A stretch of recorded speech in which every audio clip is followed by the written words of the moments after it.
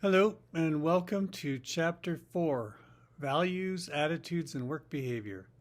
So, this is mainly about the values people have at work and how those differ by individuals and by cultures, and job satisfaction as a main attitude that we study in organizational behavior, and then the effects that these have on people at work. Values are what we consider good or bad. So this is going to have an impact on people at work because they're always thinking about what's happening and does this make sense to them in terms of their values? Is this a good thing that's happening? Am I unhappy with this? So we get our values from our society, from our parents. We're taught how to believe about what's good, what's bad. And then we're going to talk about in the next couple of slides how this might differ by generations and by cultures.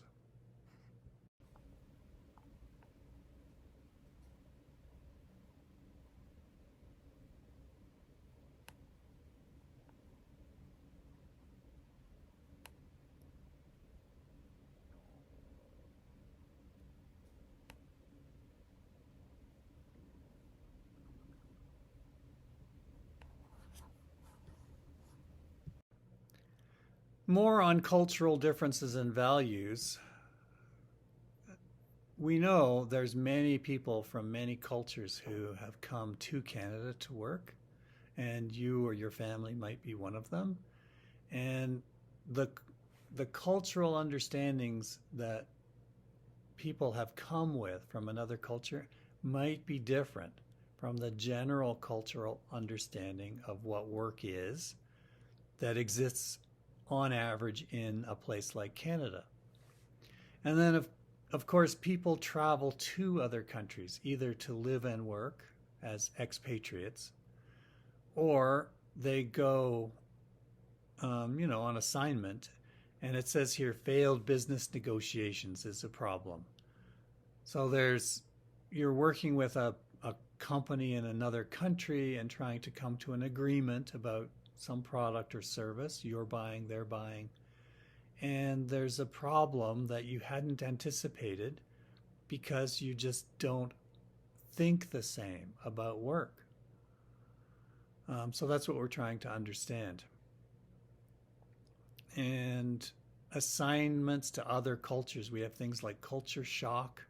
When you go to another culture, it's also exciting. The curve goes up. It's all new and different, and then it goes down, and your mood goes down. And, oh, it's horrible. I can't get a Big Mac that I wanted to. That's less true these days. And then there's adjustment, and you kind of start working again normally. And then when you come back to your home culture, there can be reverse culture shock, where you're all excited when you come back because it's all friends and family, people you haven't seen in a while.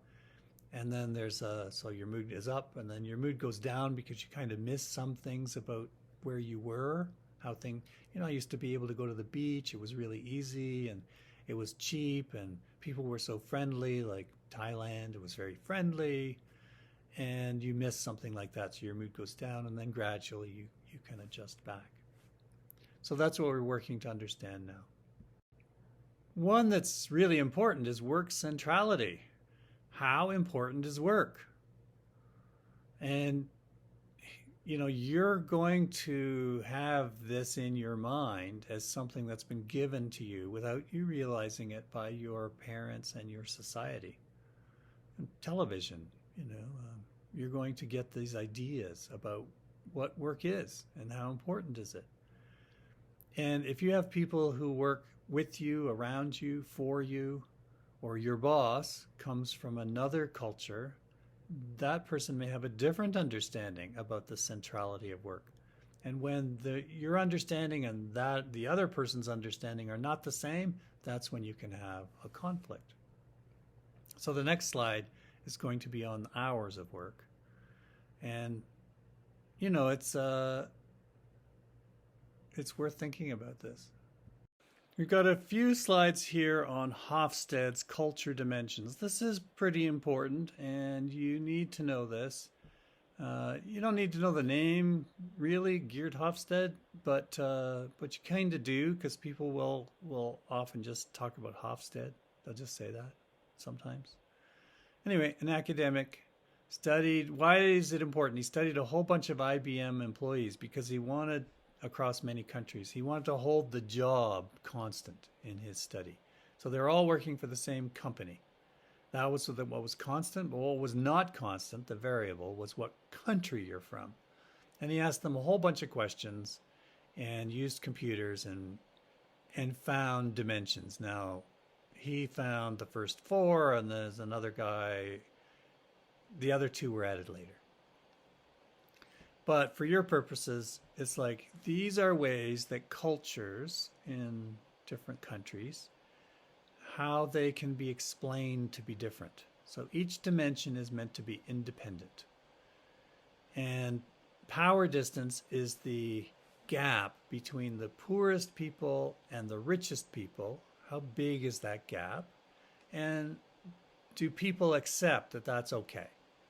So countries with high power distance, people just realize, yeah, there's a big gap between the poorest. There's lots of poor people, and there's a bunch of rich people, and that's okay. That's the way it is.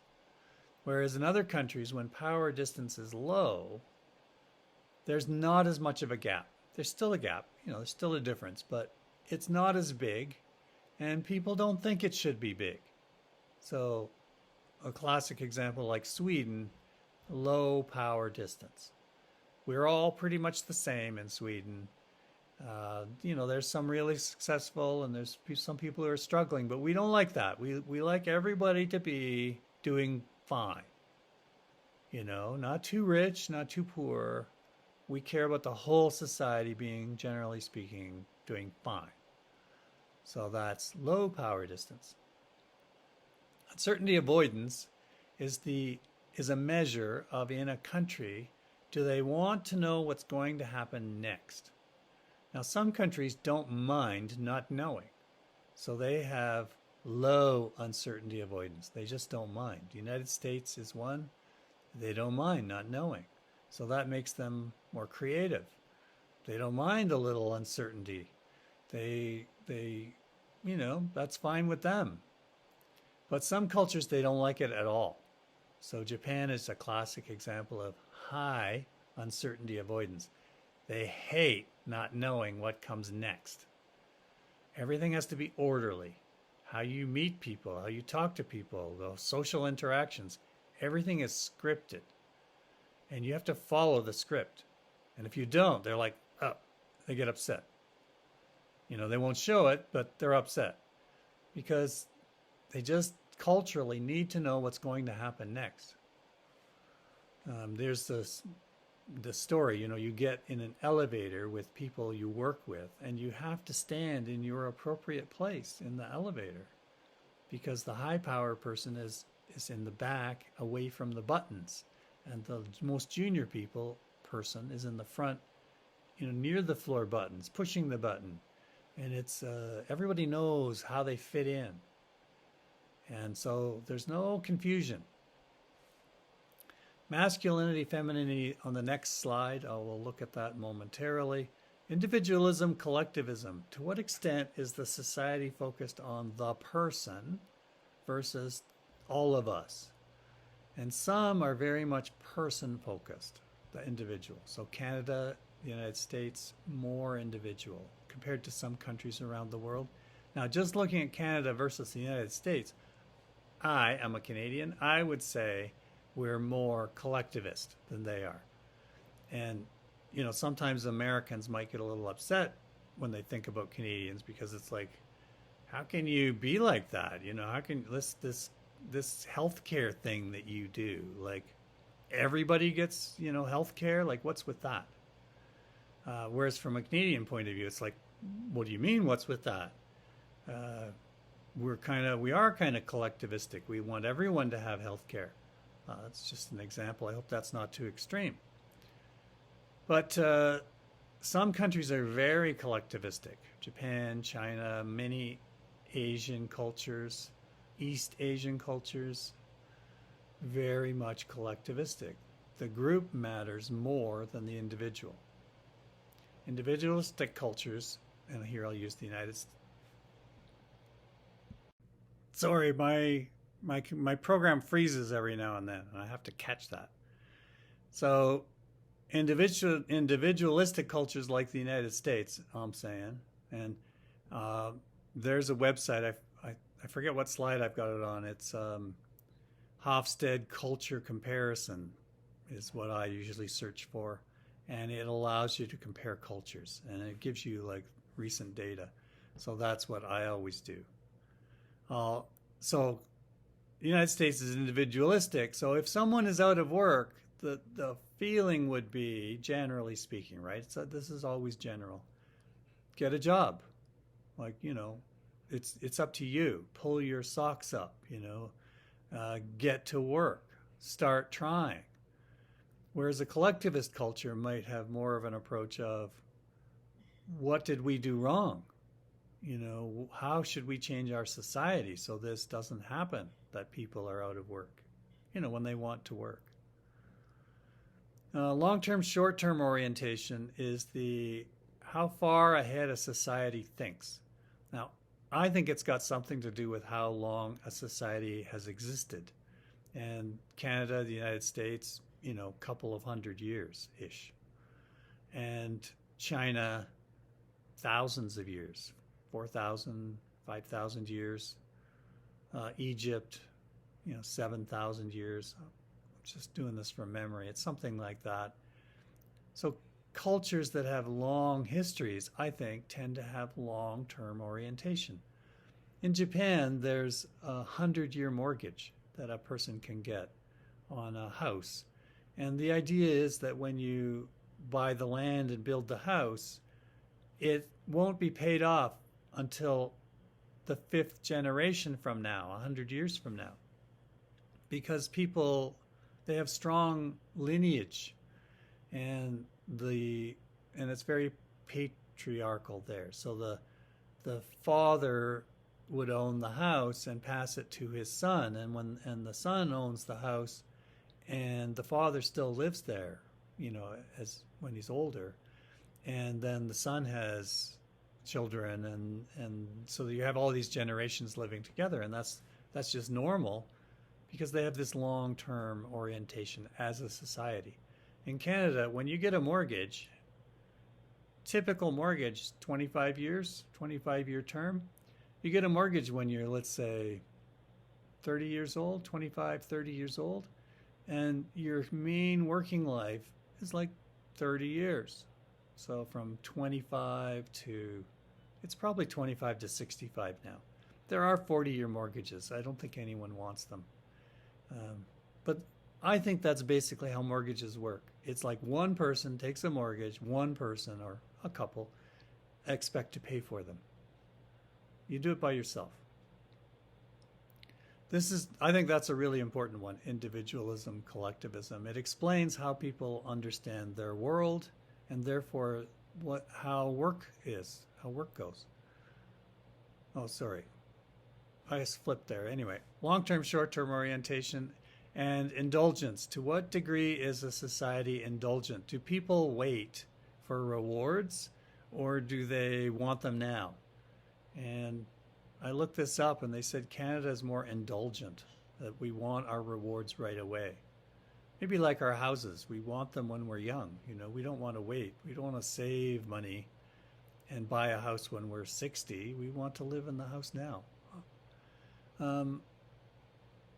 There's a famous test called the marshmallow test. Have you ever heard of that? It's some psychologist gets a little plate and it's got a marshmallow on it. I think that's how it goes.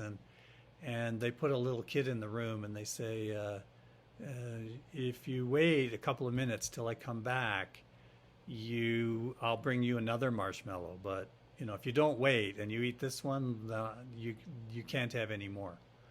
And so it's a test of indulgence, of how a person can control themselves And some kids, in this case it's an individual variable, some kids can't wait. It's just like as soon as the adult leaves the room, they're like, and they eat the marshmallow. And some kids are like, I can wait. And they wait a few minutes and the adult comes back and it's like, great, now I got two. So this is that idea for a whole society. Here's the last variable. Cultures can be measured on the degree to which they're masculine or feminine. And you can see how it's described on the slide from the textbook. This is all the textbook material here.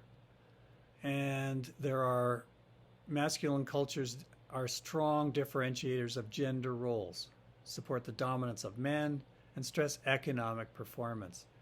I always say it's basically about winning. And feminine cultures are more fluid with gender roles, sexual equality is stressed, and quality of life is stressed.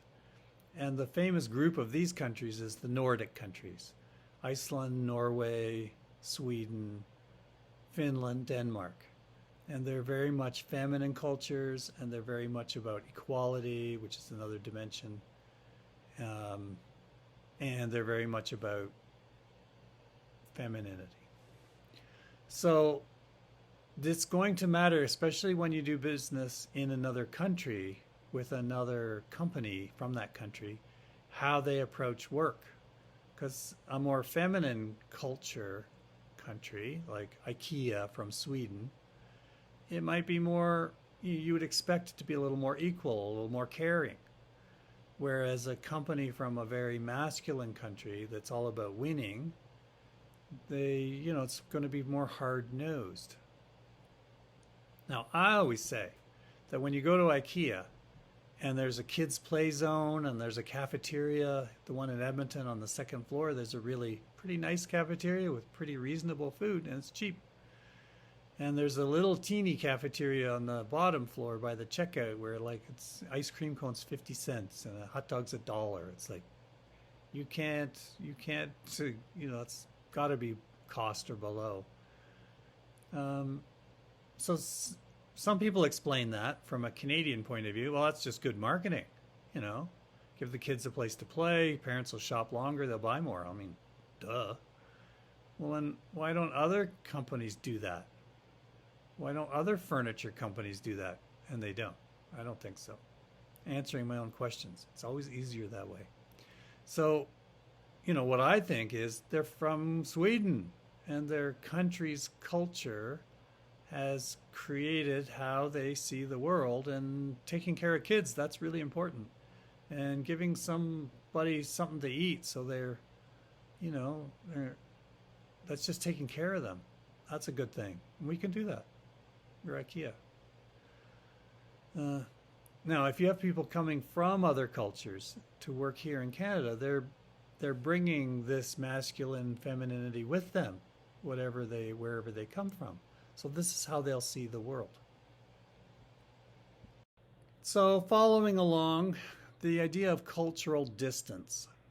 You could create like a variable called cultural distance, and when it's low, two different countries are pretty close in how they understand work and life. And if it's high, this cultural distance, these two countries are fairly far apart. And what you could expect is that the closer two countries are, the easier it is to do business, negotiate, make deals, and then actually do the business. And the farther apart two cultures are, the more difficult it should be. So that's something that's useful for, here it says mergers and acquisitions, buying other companies or joining with them if they're from different cultures. This is like an analytic tool that would help you understand difficulties that might be experienced and what price you're willing to pay.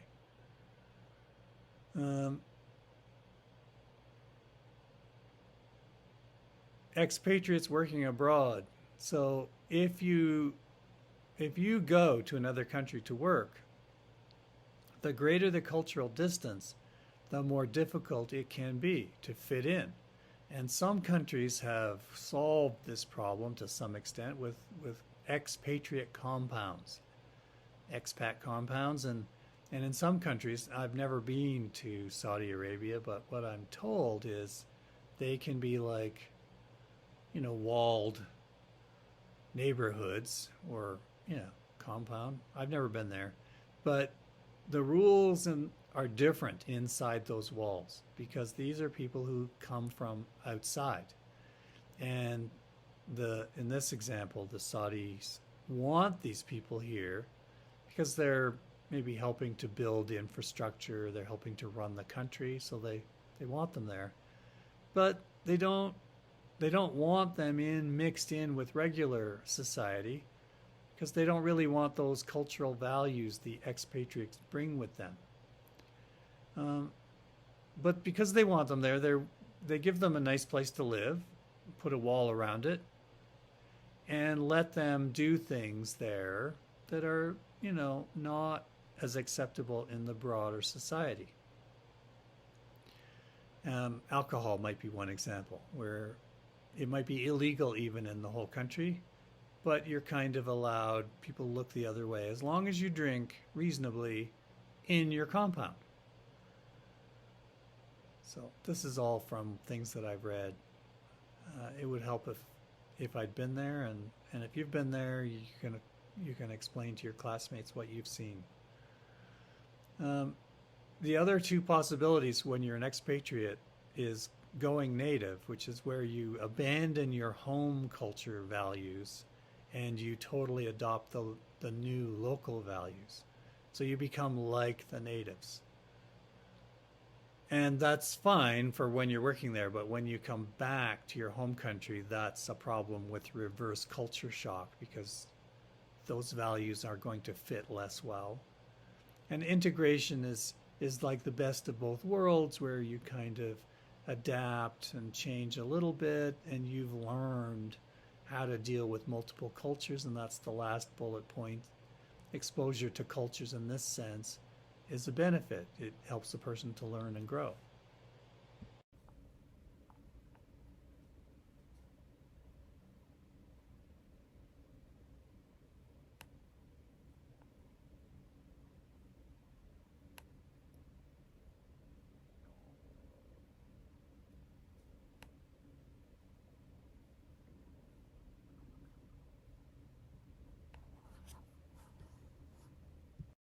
In this course, we're trying to give you ways of thinking about people in organizations. And you make when you're in the real world doing real work, you have to make your best decisions about how to act. And these theories are guides for those decisions. But what this slide is saying is don't expect these theories to work everywhere as is.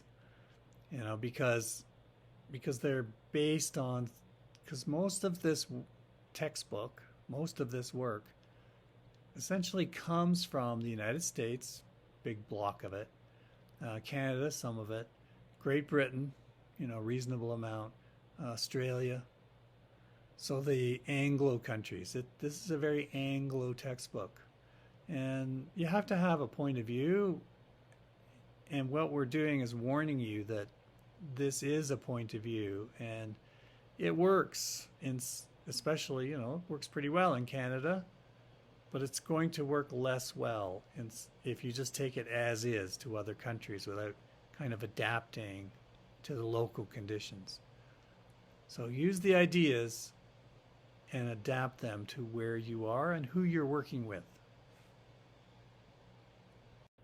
And on the other hand, importing theories of management from other countries and cultures. And the textbook authors are looking for an example, and the obvious one is Japanese management, which in the 1980s was a big deal because Japanese cars and televisions and electronics started to come into Canada and the United States and really wipe out some local industries. I worked at a co-op job at Electrohome Limited in Kitchener, Ontario, and they made color TVs.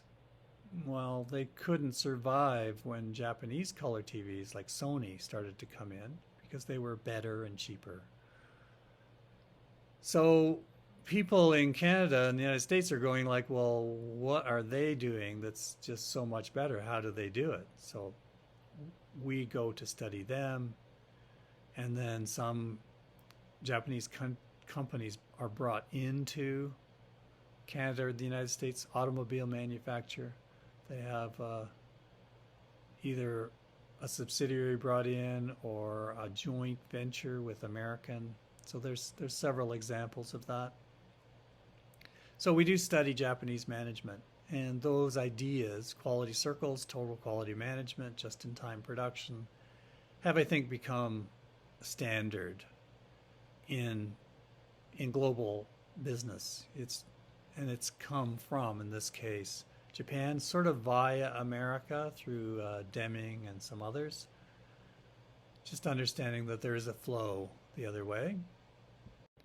This slide is fairly straightforward, that all these ideas about values and how they vary across countries and cultures will make a difference at work, and your job is to understand it, help your people understand it, understand each other and how you see the world of work is different based on culture, learn to adapt to each other, and when you go to another culture, using these ideas to help you do better, in the sense of not making as many cultural mistakes. You'll probably make some. I think it's hard not to make some, because it's hard to know all the rules in a society. But generally speaking, you'll do better if you've done some work in understanding what differences you might find.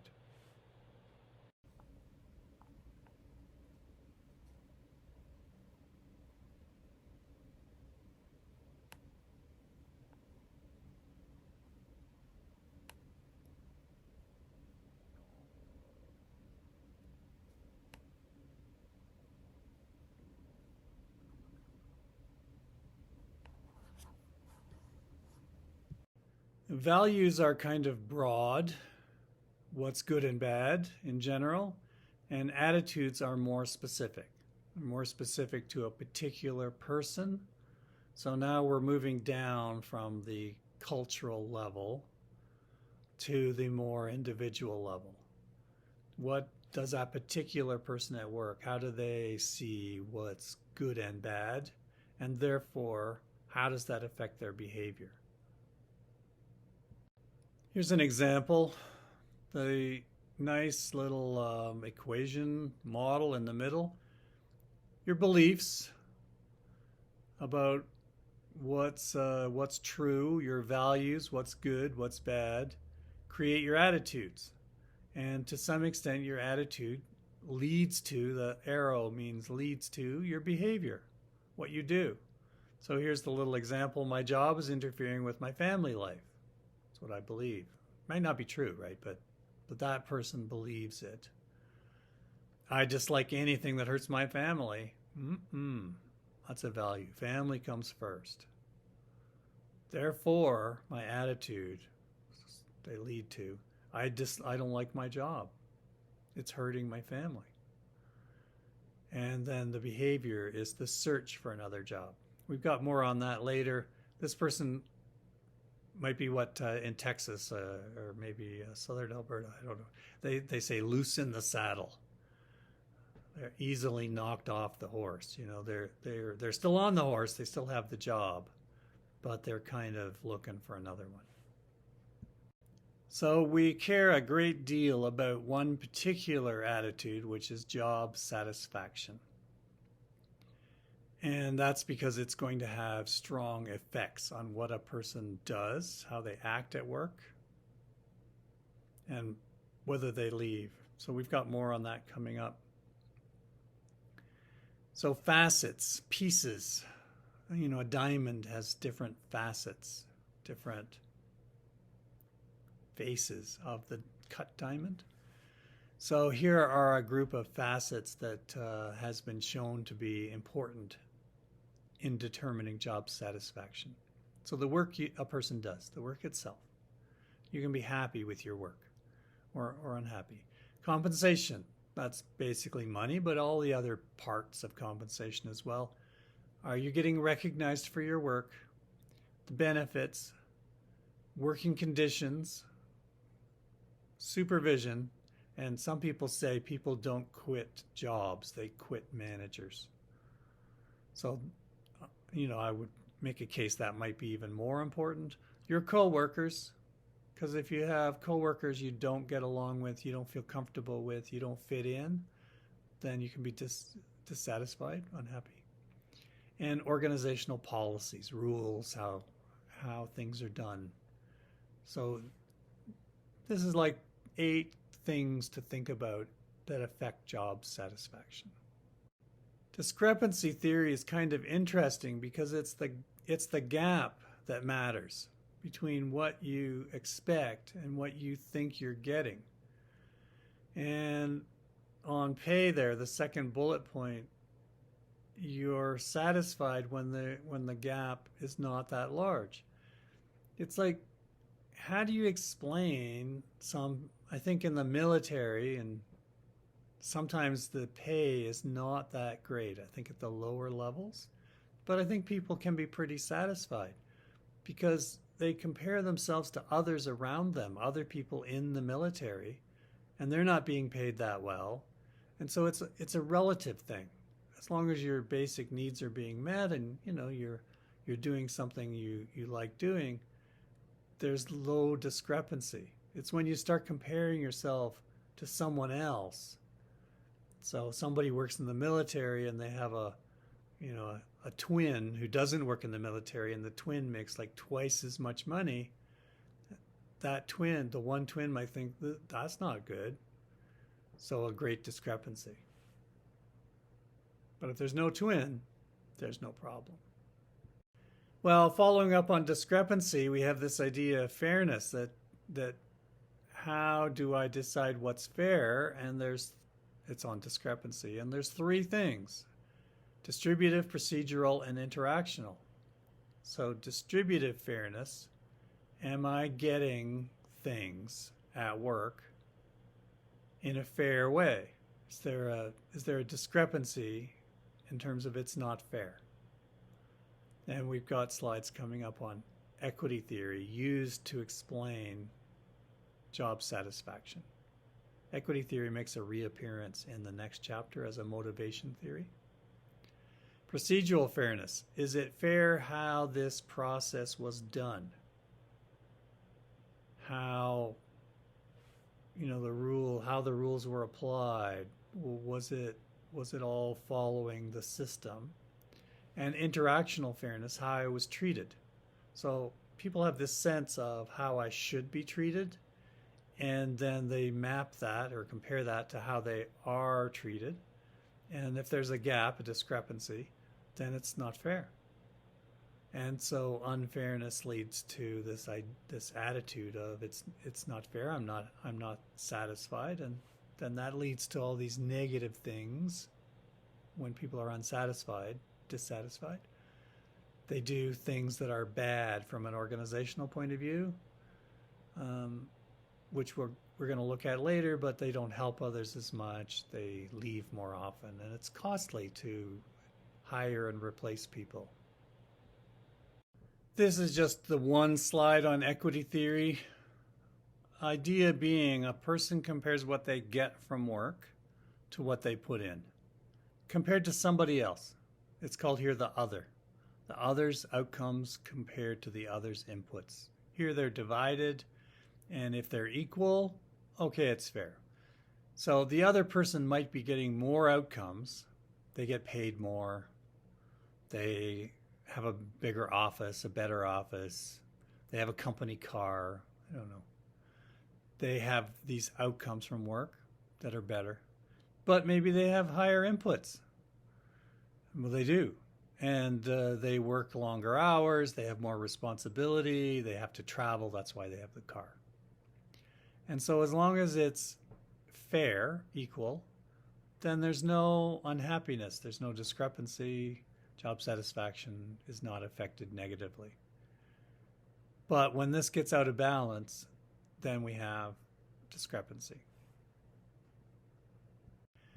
these three types of fairness, distributive, procedural, and interactional, when you're a manager of others, these are going to be important because you're going to be giving rewards to different degrees to different people. And you usually can't give like as much reward as you want to give because you're constrained by your organizations and its resources. So you're giving different amounts to different people, distributing. And some people are going to be unhappy from a distributive point of view that they didn't get enough, it's not fair. But some people are going to be unhappy from a procedural point of view. The methods you used weren't right. And especially in the middle here, were they consistent, your procedures, over time and across people? Was there favoritism? Did you treat someone more easily? Or over time, have you become less fair as you've given rewards to the same person over time? Like it used to be fair, but now it's not. Uses accurate information and appears unbiased. So if a person suspects you're biased against them, then that's a procedural fairness issue. And how can you make this less of a problem? The textbook information here is that you can allow two-way communication. Some bosses say ask people to evaluate themselves first. And I think there's some other techniques where you can negotiate, you can discuss, here's what I was thinking, like it's not fixed. This is what I'm thinking so far. What do you think? And there can be a back and forth. Still might not result in procedural fairness thoughts, but it's as long as it's if it's reasonably executed, you're honestly trying to make this fair, then that's a start. And that there's an appeal process that's where other people can look at the case and take a reasoned approach to understanding what happened and maybe fixing problems.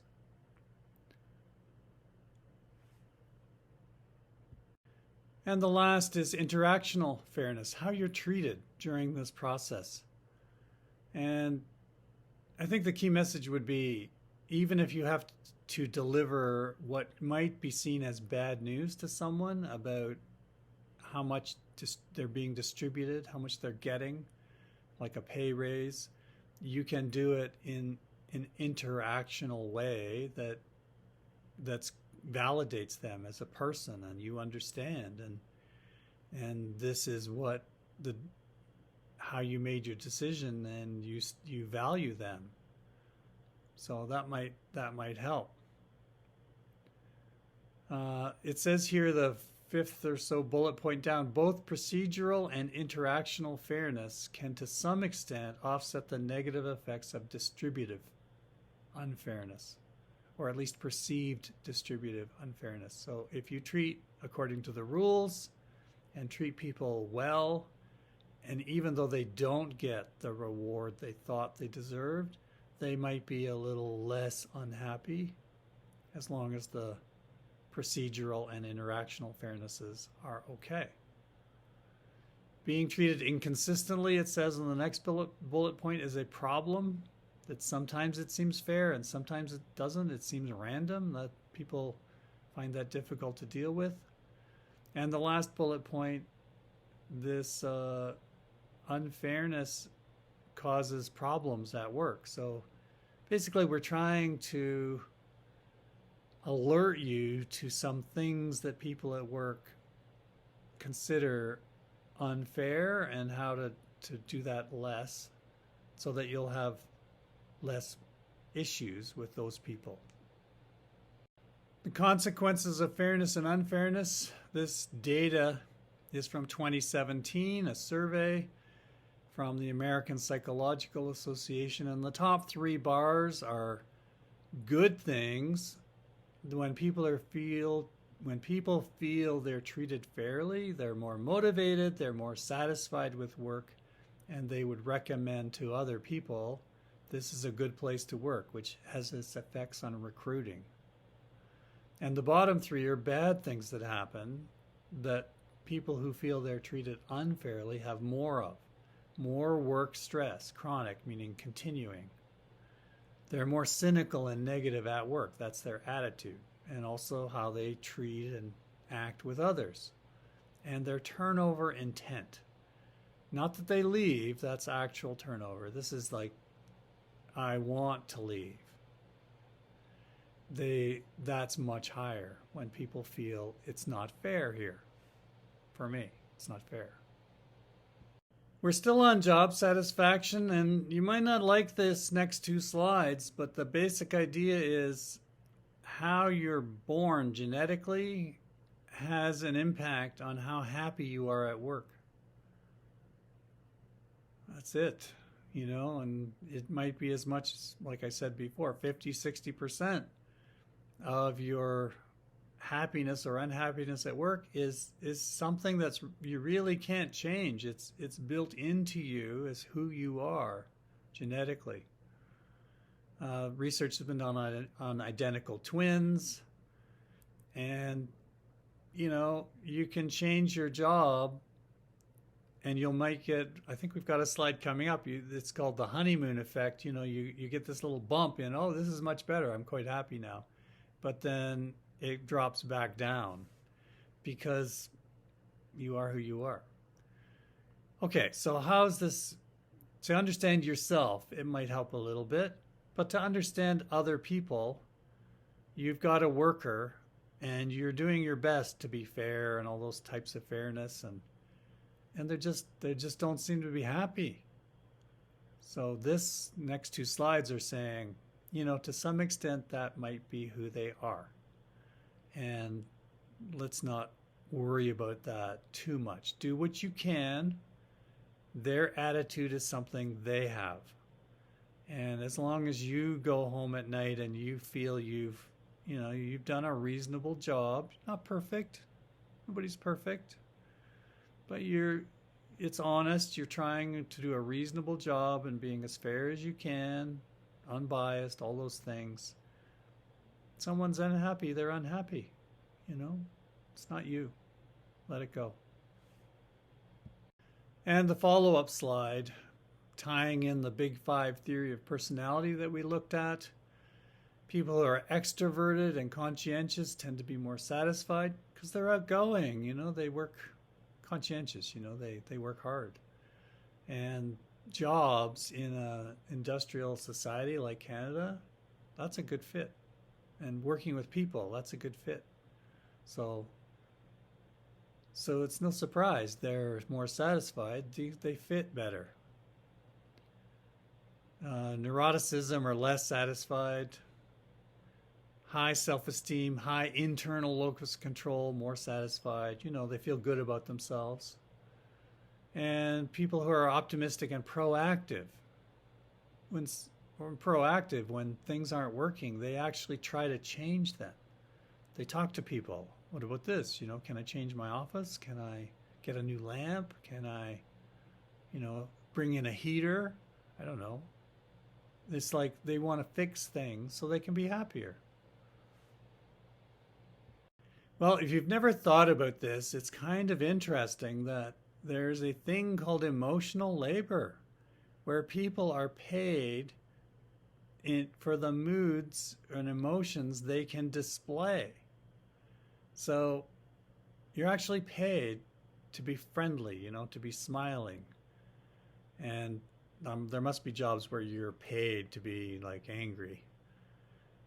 So in some jobs, employees must exaggerate positive emotions or suppress negative emotions. You're not allowed to get angry at a customer, so your anger person inside your head, like in the movie, is, pulling the little levers. It's like, I'm crazy angry at this. And they're not allowed to show it. So that takes work and energy, and that's hard. So you pay people money that can suppress unnatural human emotion that they're feeling. And service jobs are big on this. And if you've ever had one of these jobs, you've probably trained, or maybe you were selected, because some people are just good at either displaying emotions they're not feeling, like I'm happy, I'm really happy today, you know, a waiter or waitress, a server at work in a restaurant. And some people who can't last in service roles are people who find it difficult to control, to display the emotions required, or control the emotions that the organization does not want, like getting angry at customers. More from the textbook here on the consequences of emotional labor. The first bullet point especially, that to suppress negative emotions and to display emotions you're not feeling, so they're fake, is difficult and can lower your job satisfaction and increase your stress. Flight attendants are pretty well known for having to do this kind of emotional labor for long periods of time with many people. They typically don't see many people again when there's a flight. And so that's a lot of emotional work. I left this summary slide in this slide package for you. Determinants of job satisfaction. It's a function of disposition. That's who you are. It's a function of your perception of the discrepancy between what you want and what you think you're getting. Remember, this is all your perception. There may be little basis in reality.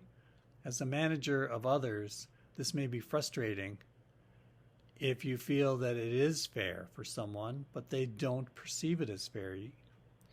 You can attempt to explain, but when it comes down to it, you cannot directly affect other people's perceptions. That person's mood and emotion, and part of that is how they're built, who they are, and fairness and equity. And some of that you can affect by trying to be fair in those three ways. And equity, again, some of that you can try to be equitable, but part of that is the perception of equity, and that part, again, you can't directly affect. Two more summary slides here. Key contributors to job satisfaction. Mentally challenging work, especially for people who want mentally challenging work. Meaningful work, work that makes a difference to the world. We're going to see that again in an upcoming motivation chapter. Personally, I believe that all work is meaningful. Adequate compensation, adequate to live. You have to be able to live on it. Career opportunities, and the text says especially for Gen Y, also called millennials. And the people at work, that colleagues, people around are friendly, helpful, easy to get along with. Here's the outcomes of job satisfaction. When low job satisfaction is the case, people tend to be absent more often. They tend to leave more often. We have a slide coming up next with a diagrammatic model on this. They tend to perform less well when they're not satisfied. Remember, these are general tendencies. People can perform well even when unhappy. The more they're professional, the more their work is generated mechanically. It might not matter how happy they are running a particular machine. Organizational citizenship behavior, we haven't talked about, that's coming up, is lower. You help other people less. And customer satisfaction tends to be lower because unhappy workers might treat customers less well, especially when they're not good at emotional labor display. And customers who are not treated well might return products or might not buy, so therefore less sales, less profits. Kind of a complicated model. Basically, what it's saying is, when does someone leave a job? Like, what are the factors? And it's not just, well, I'm not happy, I'm going to quit. I mean, maybe that happens.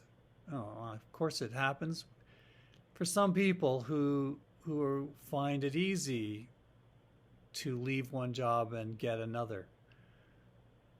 There are some occupations where you have a skill, like maybe you're a welder and you have a job in a welding shop, and if you're not happy, we have to imagine there's an economy that's kind of robust, there's lots of jobs, there's lots of need for welding, and this person has a skill and they can leave one job and get a job in another organization quickly.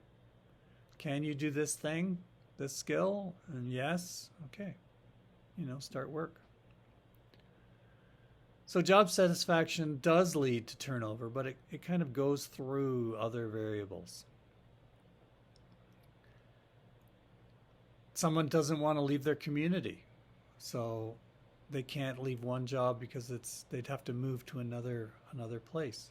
The job market is tough and the economy is not robust. There's not lots of jobs out there, so it's harder to leave. This is a useful model, though, for looking at your own job. Sorry, it cut out again. That happens. So honeymoon hangover effect, I talked about this a little bit earlier. It comes towards the end of the chapter 4. You're satisfied, you get dissatisfied, so you quit. No, it's awesome at this new job, but then basically what they call the hangover becomes less satisfied, but it's still higher than it was. Okay, not all turnover is bad, as poor performers might leave. So, normally we think turnover is a bad thing, and it is costly to replace workers, but sometimes we want some workers leaving, as long as they're the right ones. When the good workers leave, when the really strong performers leave, then gradually your skill level goes down on average. So you want the poor performers for a particular company to be leaving. And fresh new thinking. This is a problem when there's a recession and a government, for example, or a company with lifetime employment kind of policy will not let people go, but won't hire any new people. There can become a gap where there's no one hired for a long time, and so you get this block of older workers and then this gap of nobody, and then when the economy gets better you have some younger workers. And so we don't have, as this older group matures and starts to retire, this younger group is not fully experienced yet because there's a missing middle here. So that can be a problem. This is interesting on the connection between performance and job satisfaction. And often when you're not happy, your job satisfaction is low, your performance can go down, especially in complex high-tech jobs, which many of you have or will have. Because if you're not happy, you've got to put in the energy, you've got to do the thinking, you've got to self-motivate to some degree. So if you're not happy, you're not thinking as clearly as well. So your performance might drop a little bit.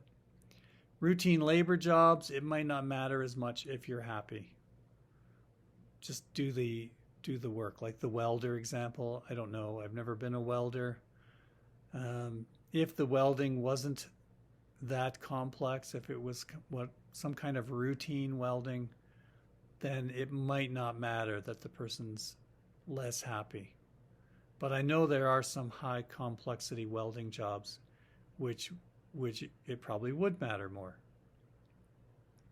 And then the last bullet point, what's the direction of the causality?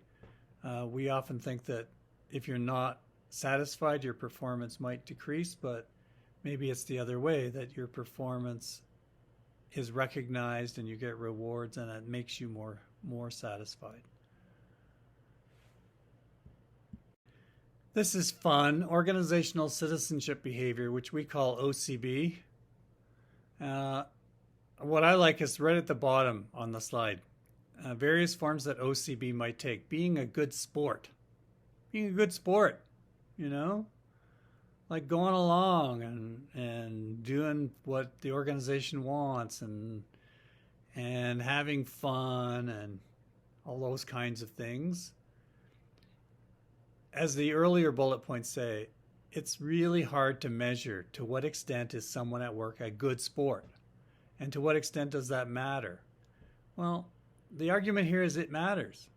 If someone is willing to do these extra things voluntarily, spontaneously, they don't have to be asked.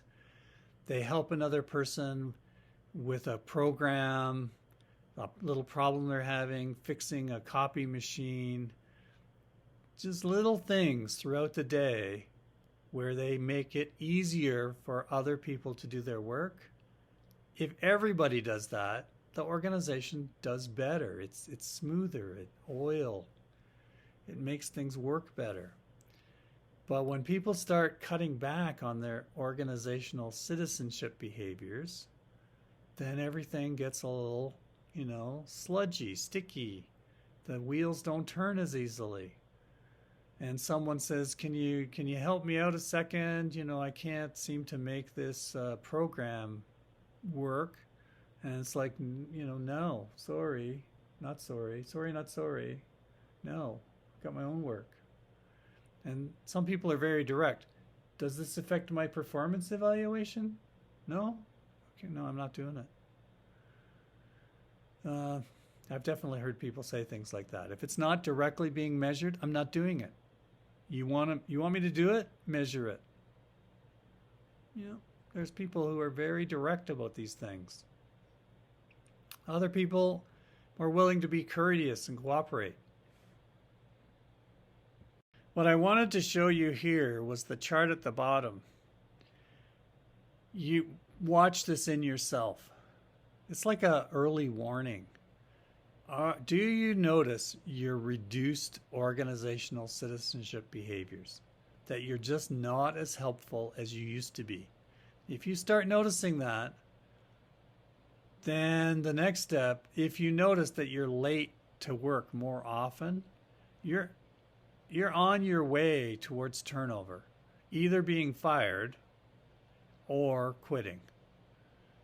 It's a way to notice if you're on this track. And you can notice this in people who work for you. If they stop being helpful and then they start being late, they're looking for another job. If not formally, because maybe times are tough, but in their mind, they're getting ready to leave. And there are people who are at work but have left. Psychologically, they've left the building. The last 3 slides in chapter 4 here are on organizational commitment. 3 types of commitment. Affective. People stay in a company or job because they want to stay. They feel affect, positive affect. They feel good about the work. Continuance commitment. They stay because they have to. They have a mortgage. They have a spouse, maybe children. They feel they don't have a choice. They have to work. And normative commitment. They stay in a company, in a job, because they feel they should. That's their duty. Especially in some societies, there's this sense of honor, and working is an honorable thing and required. In Japan, again, this idea of sometimes a man's sense of self is defined by work. And so they stay in a job because they must. This slide takes an organizational approach. How can we get people committed to work? And it starts off with interesting, satisfying work. That's a good way to get people to commit. Being clear on their role, that helps. And then continuance commitment. If they don't feel there's a good alternative, you can do that as an organization by making the work very specialized, so that they become such a specialist, especially with your knowing how something works just for your organization, that it's very hard for them to get equivalent work elsewhere. The side bets is hard to understand. People might want to go elsewhere, but they can't. And so sometimes a side bet might be a bonus that's paid after so many years. So people would be hired, and there's a bonus that accumulates every year. I'm making this up, 10% a year for like 5 years, but it's paid in one lump at the end of 5 years. So it builds up to a big number, and no one's going to quit after they put in a year or two, because they've got this money in the bank, but they can't get it. But they get it if they stay for that 5 years. So that's a side bet. A pension. Sometimes pensions are like that. Bonus structures. Continuance commitment. People stay when they've been there longer. So this is a good or a bad thing. Sometimes you like stability. Sometimes you want some turnover so that you get some new people coming in. Normative commitment, you can create a sense in the employee's mind that they should stay, that we need you, that society needs you, the world needs you. Greenpeace, you can't leave. We have to save the world, and we need you to do that. Strong identification with an organization's product or service, so companies can build that into people. We've got a chapter on culture and socialization coming up that talks about that. And so these can be seen positively or negatively. It's kind of a how to create more commitment if that's what you want. And consequences of commitment to the organization. I'm especially looking at the bottom. Very high levels of commitment can cause conflicts between family life and work life, especially in countries that want high numbers of work hours, low vacations. The company gets the person committed. There was a story about a man in Japan who, they called them salarymen, who was working very, very long hours, as expected.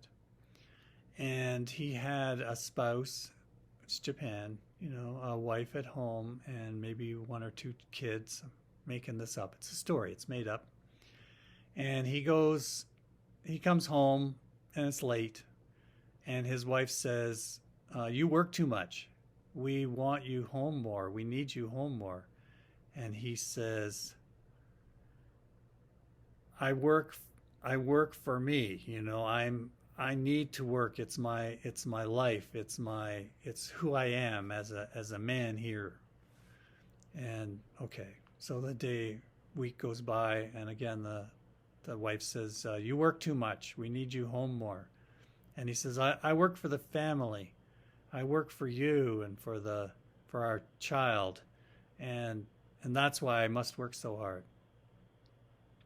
And then a week or 2 goes by, and same issue comes up, and the spouse says, you work too much. And he says, I work for the company. The company needs me. We all must work together for the company. Okay, so lets it go. And then a week or 2 goes by, and it comes up again, and the spouse says, you work too much. And he says, and there's no response to this. He says, I work for Japan. And in Japan, that's it. That's the end of the argument.